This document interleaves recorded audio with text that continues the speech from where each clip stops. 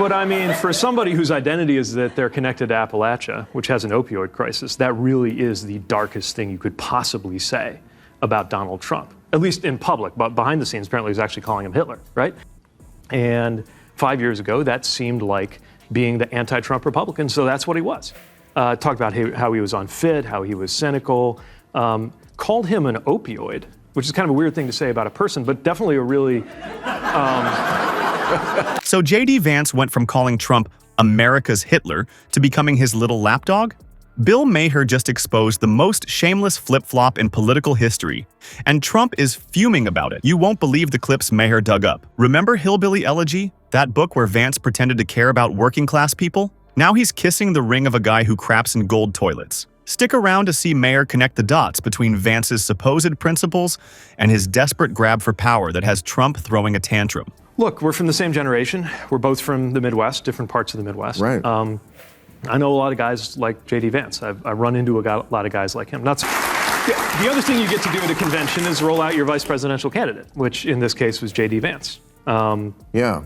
I know him a little bit. What do you think of him? I think it's a profound contradiction, but maybe it's not that complicated. I know there are a lot of folks who say, what's going on with some of these Silicon Valley folks veering into Trump world with JD Vance and backing Trump?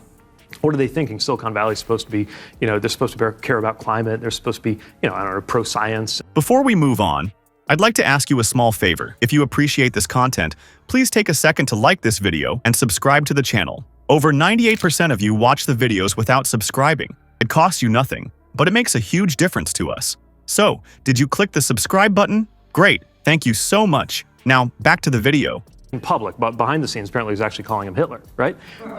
Seriously. 5 years later, the way he gets ahead is that he's the greatest guy since sliced bread. And I actually watched this exact same process with somebody else I got to know in my days in the Midwest, which was my former governor, Mike Pence.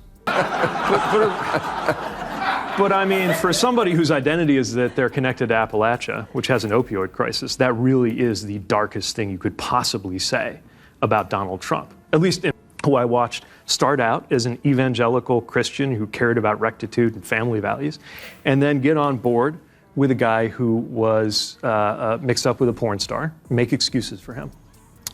But wait, there's more to this political pantomime. Maher didn't just expose Vance's flip-flopping quotes. He took a scalpel to the very foundation of Vance's political identity. The segment dove into Vance's best-selling memoir, Hillbilly Elegy, the book that made him famous before his political career even started. In it, Vance positioned himself as this authentic voice of working-class America, a guy who really understood the struggles of folks in rural communities. He wrote passionately about the challenges facing these communities and seemed genuinely concerned about their plight. But as Maher pointed out with his trademark raised eyebrow, something strange happened after Vance cozied up to Trump. Suddenly, the champion of the working class started supporting tax policies that primarily benefit the ultra-wealthy. It's like watching someone who campaigned against drunk driving start endorsing tequila shots for designated drivers. This guy wrote an entire book about the struggles of working-class America, Maher quipped, and now he's backing policies that would make his own hillbilly relatives poorer than they already are. Talk about a plot twist that not even M. Night Shyamalan could have come up with. The contradiction is so glaring it's practically wearing neon. In his memoir, Vance crafted this compelling narrative about the challenges faced by rural Americans, but his current political alignment has him supporting economic policies that seem to do little for those same communities he claimed to champion. It's like writing a bestseller about the dangers of sugar and then taking a job as the spokesperson for Candyland. Maher didn't stop there. He rolled out clip after clip showing Vance's complete transformation. And it ended on the west front of the Capitol with Trump supporters proposing that he be hanged for using the one shred of integrity he still had to stand up to an attempt to overthrow the government, so that he could have power. And then he did. He got 4 glorious years, I guess, as vice president of the United States. Right. So I guess, maybe not as a politician, but as a human being, what I'll say is that I hope things work out a little bit better for JD Vance than they did for Mike Pence. Here was a guy who once presented himself as a thoughtful, nuanced thinker, suddenly embracing the very person he described as America's Hitler. The contrast was jarring enough to give viewers whiplash. One minute, Vance is calling Trump reprehensible and noxious, and the next, he's hailing him as the best president of my lifetime. That's not evolution. That's political shape-shifting that would make Mystique from X-Men jealous. Ladies and gentlemen, Maher declared with mock solemnity, what we're witnessing here is not just a flip-flop. It's an Olympic-level gymnastics routine that would make Simone Biles say, I can't follow that act. What makes this transformation particularly striking is the speed and completeness of it. It wasn't just that Vance changed his mind about Trump. We all change our minds sometimes. It's that he completely reversed every single position he held, adopting not just Trump's friendship, but his entire worldview, policy platform, and even his rhetorical style. As the segment continued, Maher highlighted how Vance went from criticizing people who blame others for their problems to embracing Trump's habit of blaming immigrants, Democrats, and the deep state for America's challenges. The irony was thick enough to spread on toast. Here's a guy who wrote about personal responsibility, now pointing fingers in every direction except at himself or his new political allies. The tension in Maher's takedown built as he presented more examples of Vance's political contortions. Foreign policy, flipped. Immigration stance, completely reversed. Views on election integrity, unrecognizable from his previous positions. It was less like watching someone evolve their thinking and more like watching someone throw their entire belief system into a wood chipper. But the real payoff came when Maher offered his explanation for this dramatic transformation.